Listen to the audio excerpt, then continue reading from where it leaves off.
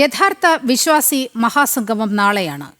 പന്തളത്ത് ശബരിമല കർമ്മസമിതി സംഘടിപ്പിക്കുന്ന ശബരിമല സംരക്ഷണ സംഗമം നാളെയാണ് നടക്കുക. വിശ്വാസത്തിനൊപ്പം വികസനം എന്ന സന്ദേശത്തിലാണ് മഹാസംഗമം നടക്കുന്നത്.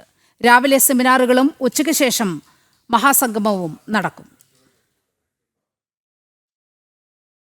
ശബരിമല സംരക്ഷണ സംഗമം ഹിന്ദു സമൂഹത്തിന്റെ പരിച്ഛേദമായി മാറും. നാളെ പന്തളത്ത് നടക്കുന്ന മഹാസംഗമത്തിൽ വിവിധ ഹൈന്ദവ സാമുദായിക, ആധ്യാത്മിക, സാംസ്കാരിക സംഘടനകളും സന്യാസി വര്യന്മാരും ശബരിമലയുടെ ആചാര അനുഷ്ഠാനങ്ങളുമായി ബന്ധപ്പെട്ട സംഘങ്ങളും സാധാരണ വിശ്വാസികളും ഉൾപ്പെടെ വൻ ജനസമൂഹം അണിനിരക്കും. വിശ്വാസത്തിനൊപ്പം വികസനമെന്ന സന്ദേശത്തിലൂന്നിയാണ് മഹാസംഗമം. രാവിലെ 9 മണിക്ക് പന്തളം നാനാ കൺവെൻഷൻ സെന്ററിൽ ശബരിമലയിലെ വിശ്വാസം, വികസനം, സുരക്ഷ എന്നീ വിഷയങ്ങളിൽ സെമിനാറുകൾ നടക്കും. ഉച്ചയ്ക്ക് ശേഷം 3 മണിക്ക് സ്വാമി അയ്യപ്പൻ നഗറിൽ മഹാസംഗമത്തിന് തുടക്കമാകും. തമിഴ്നാട് BJP മുൻ സംസ്ഥാന അധ്യക്ഷൻ കെ അണ്ണാമലൈ സംഗമം ഉദ്ഘാടനം ചെയ്യും. പമ്പയിൽ നടന്ന സംഗമം നമ്മളെല്ലാം കണ്ടതാണ്.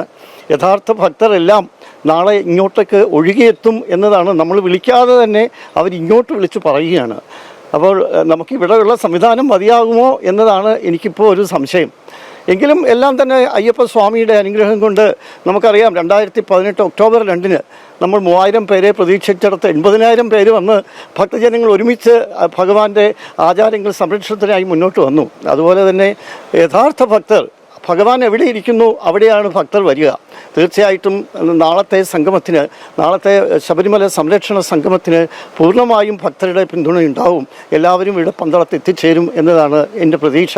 പമ്പയിലെ സർക്കാർ സ്പോൺസേഡ് തട്ടിക്കൂട്ട് സംഗമം പരാജയപ്പെട്ട സാഹചര്യത്തിലാണ് വിശ്വാസികളുടെ യഥാർത്ഥ സംഗമത്തിന് കേളികൊട്ടുയരുന്നത്. സർക്കാരിന്റെ ഉദ്ദേശ ലക്ഷ്യം മനസ്സിലാക്കിയ ഹിന്ദു സമൂഹം ഒറ്റക്കെട്ടായി പന്തളത്ത് അണിനിരക്കുമെന്ന പ്രതീക്ഷയിലാണ് ശബരിമല സംരക്ഷണ സംഗമത്തിന്റെ സംഘാടകർ. ജനം, പത്തനംതിട്ട.